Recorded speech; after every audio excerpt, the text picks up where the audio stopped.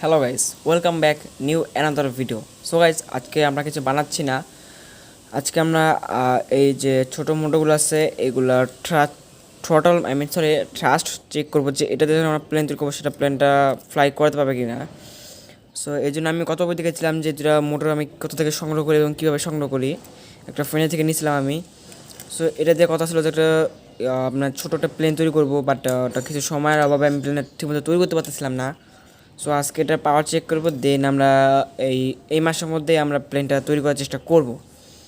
So দেখতে পাচ্ছেন এই হলো মোটর, আর এই যে দুইটা মোটর, আর হলো এখানে এই যে একটি বুঝতে পারছেন মায়ের গুঁতা খাওয়া একটি স্যামসাংয়ের ব্যাটারি। স্যামসাং কেন বললাম, কারণ এটা দেখে বোঝা যাচ্ছে স্যামসাংয়ের। সো এখন আমরা দেখবো, এটা হলো মাইনাস, এটা হলো প্লাস। এই মোটর কিন্তু খুবই হাই আরপিএম মোটরগুলো করে, 40-50 আরপিএম মোটরগুলো ঘুরে, এগুলো বলো কোডলেস মোটর।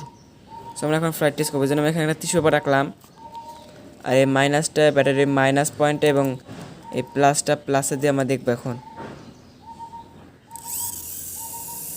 আর দেখতে পারেন ওটা এক পলকে দূরে সরে গেল। আমরা আবার নিয়ে আসলাম, এই আমরা মাইনাসে ধরলাম, আর এই প্লাসটা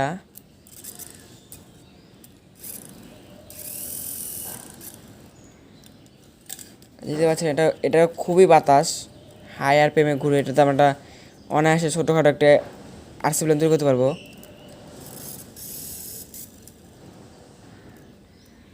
এখানে কানেকশনে একটু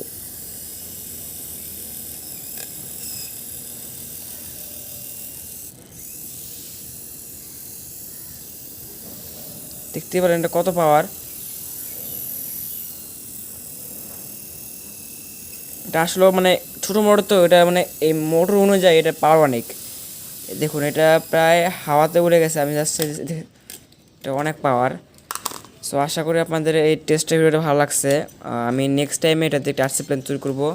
ততদিন অবশ্যই আমার চ্যানেলের সাথে থাকবেন, আর যারা নতুন ভিউয়ার্স আছেন তারা অবশ্যই আমার চ্যানেলে সাবস্ক্রাইব করবেন, এবং পরবর্তীতে আমরা এটা দিয়ে আরসি প্ল্যান তৈরি করবো। তো এই ভিডিও যদি আপনাদের ভালো লাগে থাকে তো অবশ্যই আমাদের চ্যানেলে সাবস্ক্রাইব করবেন। আরেকটি গুড নিউজ, সেটা না দিলেই নয়, আমরা যে ওই শুক্রবার দিয়েছিলাম যারা মিগ-29 ফ্লাইং ভিডিও দিছি, সো আমরা এই শুক্রবারেও আমরা যে মিগ-29 এয়ারক্রাফট আছে সেটা ফ্লাইং ভিডিও দেবো। তো আশা করি আপনারা সবাই দেখবেন। তো এতদিন সবাই ভালো থাকবেন, সুস্থ থাকবেন। আল্লাহ হাফেজ।